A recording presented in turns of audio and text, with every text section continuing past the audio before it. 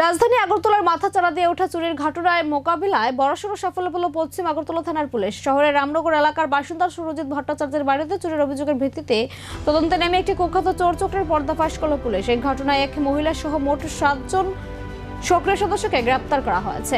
ধৃতদের কাছ থেকে উদ্ধার করা হয়েছে বিপুল পরিমাণ চুরি যাওয়া স্বর্ণালংকার। পুলিশের দাবি, ধৃতরা শহরের বিভিন্ন এলাকায় দীর্ঘদিন ধরে এই ধরনের অপরাধমূলক কাজ চালিয়ে আসছিল। পুলিশি অভিযানে এই গ্যাংটি 7 জন ধরা পড়ায় বড় কোনো পাচার চক্রের হদিশ মিলতে পারে বলে ধারণা করা হচ্ছে। আজ ধৃত 7 জনকে কড়া নিরাপত্তার মধ্য দিয়ে আদালতে প্রেরণ করা হয়েছে।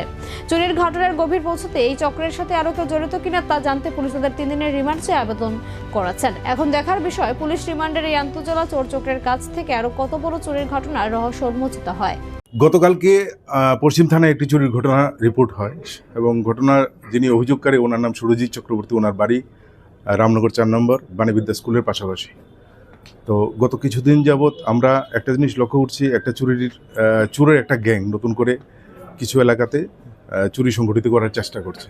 এবং গত পরশুদিন মানে 3 তারিখে ওনার বাড়িতে, সুরজিৎ চক্রবর্তীর বাড়িতে, উনি একটা নিমন্ত্রণ বা একজনের বাড়িতে উনি নিমন্ত্রণ খাওয়ার জন্য গেছিলেন, তখন 6:30 নাগাদ। তো রাত্রিবেলা যখন উনি 9:30 বাড়িতে ফিরে দেখেন যে ওনার বাড়ির গেট ভাঙা, দরজার তালা ভাঙা, সব কিছু খোলা। এবং যখন উনি ঘরের ভেতরে ঢুকেন দেখতে পান যে ওনার আলমারি থেকে এবং বিভিন্ন জায়গা থেকে সোনার কিছু গয়না, বিশেষ করে কানের ইয়াররিং, ফিঙ্গার রিং এবং একটি গলার নেকলেস, একটা এই সোনার জিনিসগুলো এবং ক্যাশ টাকা প্রায় 30,000 টাকার মতো ক্যাশ নিয়ে গেছে।